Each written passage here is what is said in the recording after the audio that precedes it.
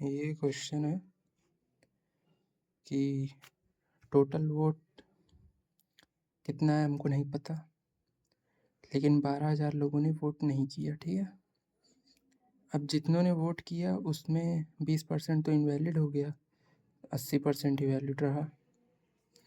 और एक कैंडिडेट उसमें जो जीतता है वो कितने वोट से जीतता है ये दिया है 2400, और जो लूजिंग कैंडिडेट है वो 20% ऑफ टोटल वोट पाता है। मतलब जितने वोट डले हैं वो नहीं, जितने टोटल रजिस्टर्ड वोट हैं, है ना, मतलब कि जितने डले हैं प्लस ये 12,000 जो नहीं डाले हैं, इनको भी अगर मिला लें तो उसका 20% मिला है दूसरे वाले को। तो हमारे पास है कि कितना वोट है, वो 2 पार्ट में। ठीक, एक तो जो वोट डला है मान लेते हैं 100% मान लेते हैं। ठीक है, और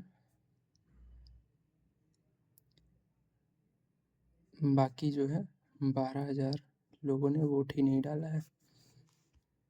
अब ये जो 100% डला है इसमें 20 तो इनवैलिड हो गया, बचा कितना 80। ठीक है, 80% वैलिड हुआ। अब इसमें भी बोल रहा है कि जो हारने वाला कैंडिडेट है वो पाया है 20% ऑफ टोटल, है ना। तो 20% ऑफ टोटल का मतलब क्या हुआ कि 20% इसका तो पाया ही है, 20% ऑफ टोटल मतलब 20% ऑफ ये, यानी 20% ऑफ ये प्लस 20% ऑफ ये, तो इसका 20% तो हो जाएगा, 20% ही लिख लेते हैं। ठीक है, और इसका 20% कितना हो जाएगा 2400 हो जाएगा, तो प्लस 2400। तो ये तो हारने वाला कैंडिडेट पाया है, तो जीतने वाला कितना पाया होगा। जीतने वाले का हमको दे रखा है कि वो 2400 से जीता है, यानी इससे 2400 ज़्यादा पाया होगा। तो ये जो जीतने वाला कैंडिडेट है ये पाया होगा दिस प्लस 2400, यानी 20% प्लस 4800 हो जाएगा। ठीक है, और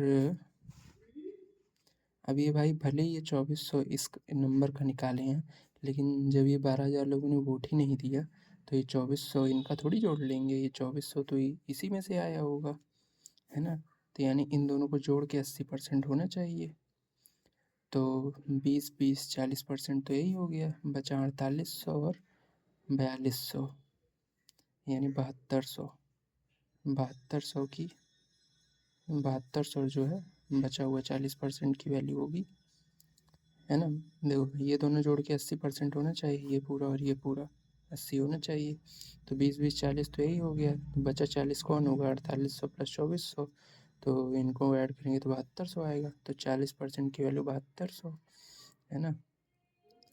तो क्या बोलते हैं 40% की वैल्यू 7200, तो 100% कितना हो जाएगा, 100% हो जाएगा हमारा 18,000, यानी इसकी वैल्यू 18,000। तो टोटल वोट पूछा है तो 18,000 प्लस 12,000 यानी 30,000, ये हो जाएगा आंसर।